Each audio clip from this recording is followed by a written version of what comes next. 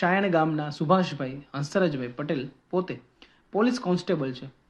કઠોરની ગલિયાર હાઈસ્કૂલમાં એસએસસીની બોર્ડની પરીક્ષા વખતે તેઓની ફરજ તરીકે ત્યાં જવાનું થયું. યુગાનુયુગ તેઓની દીકરી પણ આ જ સ્કૂલમાં એસએસસી બોર્ડની પરીક્ષા આપી રહી હતી. તેઓની સાથેના કર્મચારી આગ્રહ કરીને કહ્યું કે તારી દીકરીને તું ચોરી કરાવ, તેનું ભવિષ્ય સુધરી જશે. ત્યારે પોતાના હાથમાં હોવા છતાં પોલીસ કોન્સ્ટેબલે કહી દીધું કે મારી દીકરી ભલે નાપાસ થાય, હું એને ચોરી કરાવવાની પરવાનગી આપીશ જ નહીં. હું પ્રમુખ સ્વામી મહારાજનો ભક્ત છું, મારાથી ચીઠી કે કાપલી ન જપાય.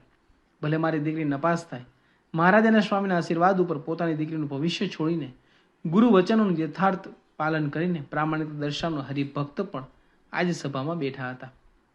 ઓલપાડ તાલુકાના સેગવાછામાં ગામ હજી પણ રાજુભાઈને યાદ કરે છે. જ્યારે જ્યારે ગામમાં ઝઘડો થયો ત્યારે ગામના અબાલ વૃદ્ધ પાસેથી એક જ નામ ચર્ચાતું અને નામ હતું રાજુભાઈનું. દુર્વાસાને પણ પાછા પાડે એવો એમનો ગુસ્સો. અઠવાડિયામાં ગામની અંદર 8-10 ઝઘડા અને તેઓ કરી બેસતા.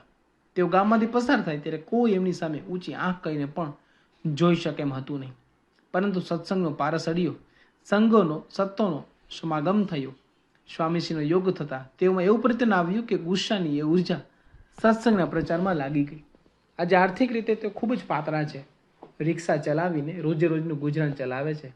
જો રિક્ષા બંધ હોય તો ઘરે જમી પણ ન શકાય એવી પરિસ્થિતિ આજે પણ હોવા છતાં દર અઠવાડિયે તેઓ 1 કલાક સૌનો સંપર્કમાં રહીને સભામાં લાવે છે અને ત્યાર પછી પોતાના વ્યવહારની ચિંતા કરે છે. આવી જ વાત માંગરોળ તાલુકાના નાની નરોલી ગામના મોરારભાઈની છે. આ ગામમાં 80 મુસલમાનો અને 20 હિન્દુઓ રહે છે. મોરારભાઈ વ્યસને પૂરા અને સ્વભાવે ખૂંખાર. ઘોડા ઉપર નીકળ્યા હોય તો તેઓનું નામ લેવાની કોઈની હિંમત ન કરે. પરંતુ સ્વામીશ્રીની દૃષ્ટિ પડતા જ તેઓના જીવનમાં પરિવર્તન આવી ગયું.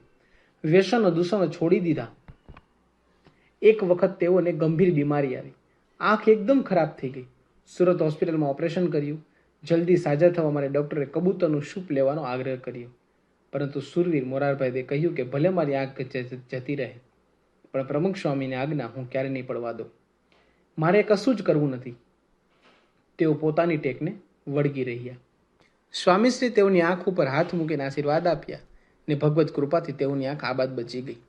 એમના સુપુત્રના લગ્ન પ્રસંગે સમાજના રીતિ રિવાજ મુજબ પશુ હિંસા થાય છે, પરંતુ તેઓએ સામા પક્ષને જણાવી દીધું કે તમારે જો આ રીતે પશુ હિંસા કરીને લગ્નમાં માંસ પીરસવું હોય તો તમારી દીકરી તમારા ઘરે ભલે રહી, હું આ કશું જ કરવાનું નથી.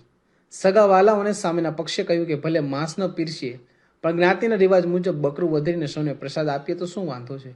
પરંતુ તેઓ દ્રઢતાથી ના પાડી દીધી. તેમને ટેક જોઈને સૌ નમી પડ્યા. માંગરોળ તાલુકાના વાંકલ ગામના મોદી પરિવારને સત્સંગનો રંગ લાગ્યો. તેઓને અનાજ કરિયાણાનો જામેલો ધંધો હતો. સત્સંગના યોગમાં આવ્યા ત્યાર પછી તેઓએ વ્યસન મૂક્યા. ઘરમાંથી ખાણીપીણી અને પાર્ટી બધું જ બંધ થયું. સગા સંબંધીઓના ન ગમ્યું. તેઓ વિરોધ દર્શાવ્યો. દીકરા દીકરી માટેના સગપણ માટે પણ અડચણ પડવા માંડી. કોઈ જ તૈયાર થાય નહીં. છતાં કુટુંબે દૃઢ નિર્ણય કર્યો કે ગમે તે થાય, ભલે સગપણ ન થાય અને કુંવારા રહે, પણ સત્સંગ તો મૂકવો જ નથી. અને તેઓને દૃઢતા જોઈને સૌમાં પરિવર્તન આવ્યું. સ્વામીશ્રીની દ્રષ્ટિથી બધો જ વ્યવહાર સંપન્ન થઈ ગયો. તેઓની ઘટેલી ઘરાગી પણ પહેલા કરતાં વધારે ચાલવા લાગી.